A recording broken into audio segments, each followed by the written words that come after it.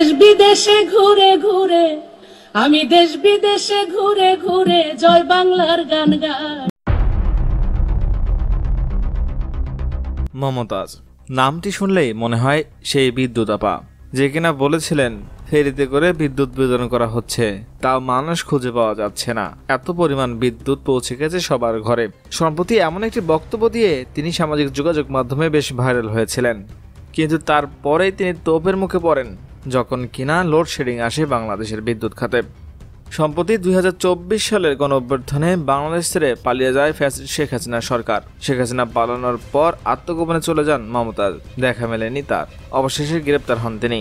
গ্রেপ্তারের পর তাকে কারাগারে পাঠানো হয়। কারাগারে গিয়ে তিনি কিছুটা আরামায়েশে আছে। গোপন সূত্রের বরাতে জানা গেছে কারাগারে একটি খাট, একটি টেবিল এবং প্রতিদিন একটি করে পত্রিকা পান তিনি। এমনকি মাছ মাংস সহ সব ভিআইপি খাবার পেয়ে থাকেন এই মমতাজ বেগম। যেন মনে হয় কিছুটা শ্বশুর বাড়িতে আছেন মমতাজ বেগম। এর আগে জুলাই গণঅভ্যুত্থানের সময় ঢাকা মিরপুর হকার সাগর হত্যা মামলায় সঙ্গীতশিল্পী মানিকগঞ্জ 2 আসনের সাবেক সংসদ সদস্য মমতাজ বেগমকে রিমান্ড শেষে কারাগারে পাঠানো হয়েছে। শনিবার ঢাকার মহানগর হাকিম মিজানুর রহমান জামিন নামঞ্জুর করে তাকে কারাগারে পাঠানোর আদেশ দেন। 12 মে রাত 12:15টার দিকে ঢাকা ধানমন্ডি থেকে মমতাজ বেগমকে গ্রেপ্তার করে ঢাকা মহানগর পুলিশ। রিমান্ড শেষে শনিবার সকালে মমতাজকে আদালতে হাজির করা হলে কারাগারে আটকে রাখার আবেদন করেন মামলা তদন্ত কর্মকর্তা মিরপুর মডেল থানার এসআই মনিরুল ইসলাম। তার পক্ষে আইনজীবী মাসুদুর রহমান লিঙ্কন জামিন চেয়ে আবেদন করেন। রাষ্ট্রপক্ষ মহানগর পাবলিক প্রসিকিউটর ওমর ফারুক ফারুকী জামিনের বিরোধিতা করেন।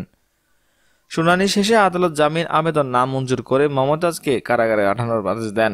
মামলার অভিযোগে বলা হয়েছে, গত 19 জুলাই মিরপুর 10 নম্বর গোল চত্বর এলাকায় জুলাই আন্দোলনে অংশ নেন সাগর।